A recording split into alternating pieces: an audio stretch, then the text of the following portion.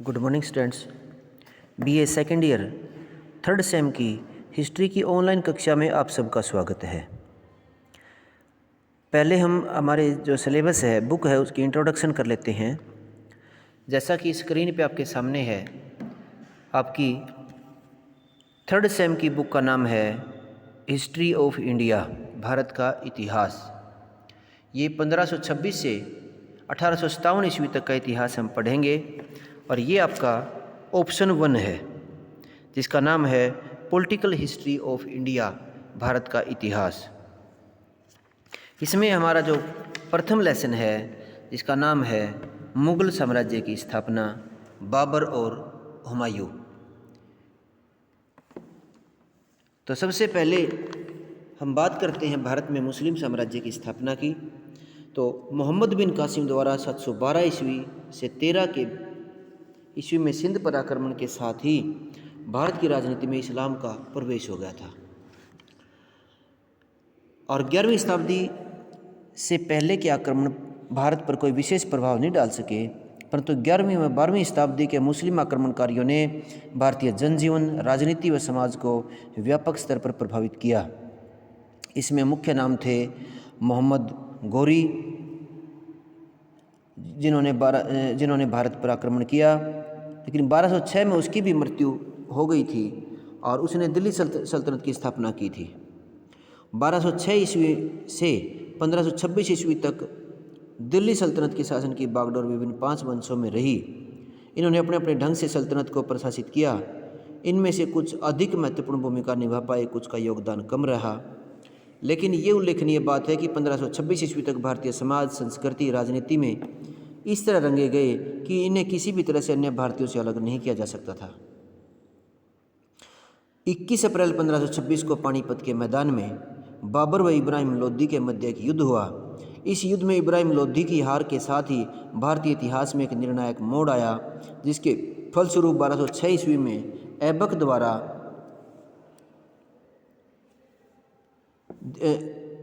स्थापित दिल्ली सल्तनत का अंत हो गया और एक नए मुगल वंश की नींव रखी गई। इस वंश का संस्थापक बाबर था, जिसके बाद हुमायूं, अकबर, जहांगीर, शाहजहां, औरंगजेब ने उसके अधिकारियों के रूप में शासन किया। 1707 ईस्वी में औरंगजेब की मृत्यु के साथ ही इस वंश के पतन का विघटन की प्रक्रिया प्रारंभ हो गई। 1526 ईस्वी से 1707 ईस्वी के बीच का काल भारत में आर्थिक समृद्धि, कलात्मक विकास व सांस्कृतिक उपलब्धियों के काल के बारे में विख्यात हो गया। इस काल में भारत की राजनीति, धर्म, समाज, संस्कृति व अर्थव्यवस्था कई तरह से परिवर्तन आए। 1707 के बाद मुगल साम्राज्य की शक्ति धीरे धीरे कम होने लगी और उसके स्थान पर ब्रिटिश ईस्ट इंडिया कंपनी अपने पांव पसारती चली गई। अब हम अध्ययन इस बात का करते हैं कि मुगल साम्राज्य की स्थापना में बाबर का क्या रोल था। बाबर का पूरा नाम जहीरुद्दीन मोहम्मद बाबर था। वो 1526 ईस्वी में पानीपत के प्रथम युद्ध में दिल्ली सल्तनत के अंतिम शासक इब्राहिम लोदी को उसने हराया। इस निर्णायक युद्ध के बाद दिल्ली सल्तनत का अंत हुआ था, मुगल वंश की स्थापना हुई। बाबर ने पानीपत के युद्ध में जो विजय अभियान शुरू किया था, वह खानवा, चंदेरी व घाघरा में जारी रहा। इन्हीं युद्धों के फलस्वरूप ही वह भारत में अपने वंश की नींव रख सका। 1530 ईस्वी में उसकी मृत्यु हो गई, परंतु उस समय तक मुगल साम्राज्य भारत के राजनीतिक पटल पर एक बार तो वर्चस्व बना चुका था। बाबर का जन्म 14 फरवरी 1483 को मध्य एशिया के स्थित तुर्किस्तान के एक छोटे से राज्य फरगना में हुआ। उसके पिता का नाम उमर शेख मिर्जा था, माता का नाम कुतलू गनीगार था। इसके माता पिता अलग अलग प्रसिद्ध वंशों से थे। इनके पिता का संबंध तैमूर वंश से था माता चंगेज वंश से थी। इसी प्रकार वह मध्य एशिया की 2 महत्वपूर्ण हस्तियों का वंशज था, जो अपने विजयों व योद्धा होने के कारण प्रसिद्ध थे। इसलिए बाबर मंगोलों जैसा बलवाड़ा, तुर्कों जैसा साहसी बन गया। कबीलाई तौर पर वह चगताई तुर्क था, जिसे मुगल भी कहा जाते थे।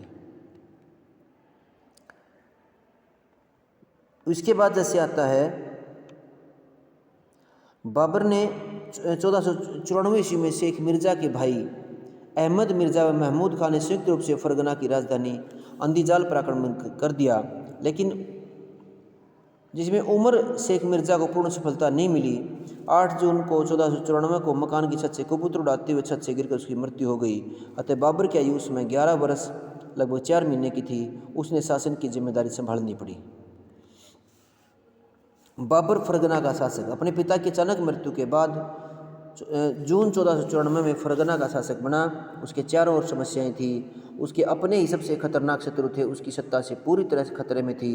और इस अवस्था में बाबर ने 2 लक्ष्य निर्धारित किए, अपने राज्य की सुरक्षा और दूसरा राज्य का विस्तार। तो धीरे धीरे उसने परिस्थितियों को अपने अनुकूल करते हुए उसने फरगना को बचाने में वो कामयाब रहा। उसने प्रशासन की ओर विशेष ध्यान दिया। उसने अमीरों को अपने साथ लेकर उसमें सुधार किए। फरगना व समरकंद को खोना। बाबर ने फरगना में अपनी सत्ता मजबूत करने के बाद राज्य विस्तार की ओर ध्यान दिया और उसने समरकंद पर अधिकार करना जरूरी समझा। इसके 3 कारण थे। वह तैमूर का राजधानी क्षेत्र था, दूसरा फरगना के पश्चिम में था और जो उधर से फरगना की सीमा असुरक्षित थी। 1494 में समरकंद के शासक अहमद मिर्ज़ा की मृत्यु हो गई, जिसके कारण उसके उत्तराधिकारियों में सत्ता के लिए युद्ध शुरू हो गया। बाबर इसका लाभ उठाना चाहता था। उसने समरकंद पर आक्रमण किया लेकिन सफलता नहीं मिली। उसने दूसरी बार 1497 में फिर आक्रमण किया लेकिन कामयाब रहा, लेकिन उसकी सफलता अस्थायी थी। 100 दिन के बाद फिर समरकंद उसे छोड़ना पड़ा और इसका कारण था कि फरगना में विद्रोह था, विरोधियों का इस क्षेत्र पर आक्रमण हो गया। बाबर का फिर निर्वासन का काल आया। समरकंद व फरगना उसके हाथ से निकल गए और वह अपने को शासक कहता था, किंतु वह किस राज्य का शासक था इसका उसके पास कोई जवाब नहीं था। अब इन दुर्दिनों में उसके सहयोगी ने उसका साथ छोड़ दिया। बाबर एक स्थान से दूसरे स्थान पर जाने को विवश था। प्रसिद्ध इतिहासकार फरिश्ता के अनुसार भाग्य की गेंद अथवा शतरंज के बादशाह की भांति वह इधर उधर मारा मारा फिरा, जैसे समुद्र के किनारे कंकड़ धक्के खाते हैं। लेकिन उसमें इच्छा बाकी थी, उसमें उत्साह बाकी था। 1498 में उसने फिर फरगना पर अधिकार किया, परंतु अपनी स्थिति को अच्छी नहीं बना सका। 1500 में फिर उसके हाथ से निकल गया, वो इधर उधर भटकता रहा। उसके बाद उसने काबुल पर अधिकार किया। मध्य एशिया में प्रत्येक मोर्चे पर असफल होने के बाद बाबर ने अफगानिस्तान में अपनी शक्ति आजमाने की सोची। उस समय अफगानिस्तान की राजधानी काबुल अव्यवस्था व अशांति के दौर में था और यहाँ पर मुकील अरंगों का राज्य था और जो कि काबुल के लोग किसी भी तरह से उससे संतुष्ट नहीं थे और उसके जो अमीर थे उसका साथ छोड़कर उसके सैनिक बाबर से आ मिले। इन परिस्थितियों में 1504 में काबुल पर आक्रमण किया और उसने इस पर कब्जा कर लिया। यह उसके जीवन का निर्णायक क्षेत्र है जिसने उसे स्थिरता, शांति व सम्मान दिया। अब यह काबुल का सम्राट बन गया। 1514 ईस्वी में वो काबुल आ गया, लेकिन इसके बाद कभी भी मध्य एशिया में अपनी पैतृक भूमि की ओर मुड़कर नहीं देखा। बाबर की प्रारंभिक आक्रमण थे। मध्य एशिया की लगातार असफलताओं के कारण बाबर को यह आभास हो गया कि वह इस क्षेत्र में सफल नहीं हो सकता, तो उसने अपने विस्तार की महत्वाकांक्षा छोड़ना भी उसके बस की बात नहीं लग रही थी। उसने अपना ध्यान भारत की ओर खींचा और 1514 से 1519 तक का समय उसने काबुल की सत्ता में शांति बनाने में लगाया। फिर उसने अपना ध्यान भारत की ओर लगाया। प्रथम अभियान उसका बाजोर और भेरा का था। उसने काबुल से निकलते ही यूसुफजई कबीले को पराजित करके बाजोर पर अधिकार कर लिया और इस स्थान से बाबर ने इब्राहिम लोदी से मित्रता संबंध बनाने की बात भी कही तब पंजाब उसके सुपुर्द करने की बात कही। दूसरा अभियान उसका पेशावर का था। इब्राहिम लोदी ने बाबर का कोई जवाब नहीं दिया और उसने दूसरा अभियान पेशावर पर अधिकार कर लिया, लेकिन वो इससे आगे नहीं बढ़ पाया क्योंकि बदखसा क्षेत्र के विद्रोह के कारण काबुल असुरक्षित हो गया। तीसरा अभियान सियालकोट की तरफ था। उसने सियालकोट में पंजाब में स्थित सियालकोट को अपने अधिकार में ले लिया। चौथा अभियान पंजाब का था जो दिल्ली सल्तनत का हिस्सा था। यहाँ गवर्नर दौलत खां लोधी था। उसने इब्राहिम लोधी से उसकी बनती नहीं थी और उसने बाबर को भारत आक्रमण करने का निमंत्रण दिया। बाबर ने लाहौर पर अधिकार कर लिया। बाबर के आक्रमण के समय भारत जो था वो यानी बाबर ने भारत पर मुख्य आक्रमण 1526 में किया। इस आक्रमण के दौरान उसे दिल्ली सल्तनत के सुल्तान इब्राहिम लोधी ने टक्कर दी। वैसे तो वह पहले भी 4 बार आक्रमण कर चुका था, लेकिन उसके परिणाम महत्वपूर्ण नहीं थे। सही अर्थों में उसका पहला भारत प्रवेश 1526 में था। भारत इस समय राजनीतिक, प्राकृतिक, सामाजिक, आर्थिक दृष्टि से कैसा था इसके बारे में सर्वाधिक उपयोगी जानकारी बाबर अपनी तुज़के बाबरी में देता है और उसकी कई विवरणों से इसके स्रोत भी मिलते हैं। राजनीतिक अवस्था भारत में दयनीय अवस्था में था। राजनीतिक एकता छिन्न भिन्न हो चुकी थी और देश में कोई भी एक शक्ति या शासक ऐसा नहीं था जो शत्रु का मुकाबला कर सके। और भारत छोटे छोटे राज्यों में भारत में उदय हो चुका था। सभी राज्यों अपनी ईर्ष्या महत्वाकांक्षा को शांत करने व अपने स्थानीय शत्रु को पराजित करने के लिए विदेशी आक्रमणकारी को निमंत्रण देते रहते थे। दिल्ली सल्तनत की स्थापना, अब दिल्ली की बात आई तो दिल्ली सल्तनत की स्थापना के साथ ही दिल्ली का महत्व बढ़ गया था। 1526 ईस्वी तक सल्तनत की सत्ता बहुत कमज़ोर हो गई थी। यह साम्राज्य बहुत छोटा हो गया था और इसकी बागडोर इब्राहिम लोदी के हाथ में थी। औपचारिक तौर से पंजाब, आगरा, दोआब, अवध, जौनपुर, बिहार इस राज्य का हिस्सा थे, लेकिन ये राज्य या तो स्वतंत्र थे या स्वतंत्र होने की स्थिति में थे। इब्राहिम लोदी कमज़ोर राजा था।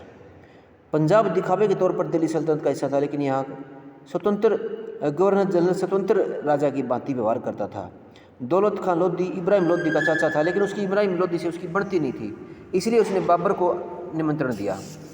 गुजरात भी आक्रमण के समय मोहम्मद मुजफ्फर शाह द्वितीय का यहाँ शासक था। 1526 में मुजफ्फर शाह की मृत्यु के बाद बहादुर शाह शासक बना, लेकिन उसकी भी सोच साम्राज्यवादी थी। बाबर के पुत्र हुमायूं के साथ इसका लगातार संघर्ष चला। जौनपुर भी स्वतंत्र होने वाला पहला राज्य था दिल्ली सल्तनत से।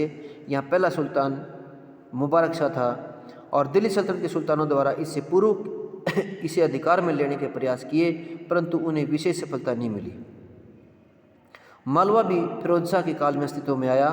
बाबर के आक्रमण के समय यह महमूद द्वितीय का शासन था, परंतु उसकी अयोग्यता के कारण यह एक राजपूत सरदार मदनी राय बहुत प्रभावशाली हो गया था। इस स्थिति में मोहम्मद द्वितीय ने गुजरात के शासक से सहायता लेकर उस पर दबाव बनाना चाहा, लेकिन राणा सांगा से समर्थन ले लिया मदनी राय ने और उसने शत्रु की ताकत को ख़त्म कर दिया। बंगाल में भी उसका नियंत्रण दिल्ली सल्तनत के सुल्तान अपना प्रभाव नहीं जमा पाए। 1526 में यहाँ का शासक नुसरत शाह था और ये राज्य अपनी सीमा में बिहार के कई प्रदेश शामिल कर लिए थे। यहाँ के व्यक्ति का ये कहता है कि जनता उस राजा को स्वीकार कर लेती थी जो पहले राजा का वध करके गद्दी हथिया लेता था। बंगाल की जनता राजा का नहीं बल्कि सिंहासन के लिए वफादार थी। मेवाड़ में भी काफ़ी हिंदू राज्यों का वर्णन किया गया है बाबर ने। उनमें से एक मेवाड़ था। यह राजपूताना क्षेत्र अति प्रतिष्ठित राज्य था जिसकी राजधानी चित्तौड़ थी। बाबर के आक्रमण के समय यहाँ का शासक राणा सांगा था। उसके शरीर पर भालों के लगभग 80 निशान थे। ग्वालियर, अजमेर, मारवाड़ शासकों के शासक मिलकर उसी के एक संघ का निर्माण किया हुआ था। वह हिंदू पातशाही की स्थापना करना चाहता था। दिल्ली सल्तनत की स्थिति को कमज़ोर करने के लिए उसने बाबर को भारत आक्रमण के लिए नियंत्रण दिया। रशब्रूक विलियम के अनुसार उसके पास 80,000 घोड़े, सर्वोत्तम कोटि के 7 सहयोगी राजा, 104 सामंत व 5 हाथी थे। विजयनगर भी 2 काफ़ी राज्यों में एक विजयनगर था। इसकी नींव भी मोहम्मद तुगलक के काल में पड़ी। इस समय विजयनगर का शासक कृष्णदेव था। विजयनगर सबसे शक्तिशाली शासक था और इस समय विजयनगर की राजनीतिक, आर्थिक, सांस्कृतिक दृष्टि से उच्चतम शिखर पर था। बाबर के वर्णन में इसे समृद्ध शक्तिशाली राज्य बताया गया है। अन्य राज्य थे जैसे मुल्तान, सिंध, बिहार, कश्मीर, उड़ीसा, खानदेश, कामरूप, बहमनी आदि राज्य थे। आर्थिक अवस्था, दिल्ली सल्तनत में भारत की आर्थिक स्थिति में कई परिवर्तन आए। पहले तो उन्नति कर रहा था, लेकिन बाद में यहाँ सोने चांदी भी पर्याप्त मात्रा में थे जो पुश्तैनी आधार पर, यहाँ पर काफ़ी मात्रा में कारीगर थे जो पुश्तैनी थे। भारत की आर्थिक स्थिति ने भी बाबर को आक्रमण करने के लिए उकसाया। सामाजिक अवस्था भी भारत में हिंदू मुस्लिम में विभाजित थी और यहाँ मुस्लिम समाज शिया सुन्नी क्षेत्र में बटा हुआ था। हिंदू धर्म को मानने वाले लोगों की संख्या भी अधिक थी। समाज में बाल विवाह, सती प्रथा जैसी बुराइयाँ भी थी। प्राकृतिक अवस्था भारत की बहुत बढ़िया तस्वीर प्रस्तुत करती है। वह भारत को प्राकृतिक दृष्टि विविधताओं का देश बताता है और भारत में बड़ी बड़ी नदियाँ थी और भारत की भूमि बड़ी उपजाऊ थी। यहाँ अनेक प्रकार के पशु पक्षी यहाँ पर थे, लेकिन भारत में राजनीतिक दृष्टि से भारत में एकता नहीं थी। सभी स्वार्थपूर्ण नीति व फूट के कारण बाबर को भारत पर आक्रमण करने व विजय करने का मौका भारत ने दिया। बाबर के भारत पर आक्रमण के कारण थे बाबर की पैतृक स्थान पर असफलता हुई, इसलिए और जब उसने काबुल पर अपना अधिकार किया तो वह अपने राज्य का विस्तार करना चाहता था तो उसने भारत की तरफ ध्यान दिया। बाबर का महत्वाकांक्षी चरित्र था। बाबर महत्वाकांक्षी था। वो बार बार की सफलताओं के बाद भी निराश नहीं हुआ। वो स्वयं कहता था कि तैमूर व चंगेज खां का उत्तराधिकारी है, छोटे राज्य से उसका गुजारा नहीं हो सकता। इसके बाद भारत की राजनीतिक स्थिति। भारत की राजनीतिक स्थिति बहुत शोचनीय थी। भारत छोटे छोटे राज्यों में बटा हुआ था और उनके आपसी संबंध भी अच्छे नहीं थे। कई राजाओं ने बाबर को आक्रमण के लिए निमंत्रित किया।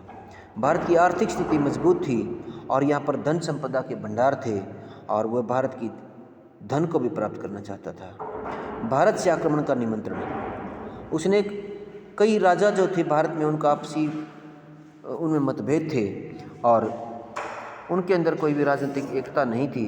वो एक दूसरे को नीचा दिखाना चाहते थे और वो एक दूसरे को नीचा दिखाने के लिए, जैसे चित्तौड़ के राणा शासक था, उन्होंने उसे भारत की तरफ बुलाया। बाबर की प्रमुख विजय थी पानीपत का युद्ध था, जो 1525 तक भारत के पर 4 आक्रमण किए, 1519 से 1525 तक। लेकिन सबसे बड़ा उसका युद्ध जो 1526 में पानीपत का युद्ध था, जो इब्राहिम लोदी व बाबर के बीच था। और इसका कारण ये साफ था कि दिल्ली से बहुत दूर नहीं जाना चाहता था, क्योंकि उसके अपने अमीरों पर विश्वास नहीं था। उसे षड्यंत्र की संभावना थी और इसलिए पानीपत के युद्ध में दोनों सेना में सामने हो गई और इब्राहिम लोदी को हरा दिया। युद्ध की घटनाएं थी। इब्राहिम लोदी की युद्ध नीति अच्छी नहीं थी, तो उस युद्ध नीति के कारण जो है इब्राहिम लोदी पर बाबर जो है जीत गया। युद्ध के परिणाम व महत्व। युद्ध के परिणाम थे कि बाबर ने लोदी वंश का अंत कर दिया और मुगल साम्राज्य की स्थापना की। अफगानों की शक्ति को इससे आघात लगा और मुगलों की ताकत बढ़ती चली गई। सामाजिक व सांस्कृतिक महत्व था। इसमें भी बदलाव आया क्योंकि मुगलों की नीति सल्तनत शासकों से भिन्न थी। बाबर की व्यक्ति जीवन में महत्व। उसने जिस तरह से कड़वे अनुभव देखे थे, उनमें बदलाव आया और वह बड़े साम्राज्य का स्वामी बनने का उसे मौका मिल गया। सैनिक महत्व भी था। बाबर सैनिक दृष्टि से भी काफ़ी महत्वपूर्ण था, क्योंकि भारत में पहली बार तोपखाना और तुगलमा पद्धति का प्रयोग उसने किया। इससे उसकी सारी युद्ध नीति बदल गई। उसने खानवा की लड़ाई लड़ी। दोनों का अपना अपना साम्राज्य स्थापित करने का उद्देश्य था। पानीपत के युद्ध के बाद की स्थिति आती है। तो बाबर के बारे में इतना ही था। कल अगली वीडियो में इसका अध्ययन करेंगे। तब तक के लिए धन्यवाद।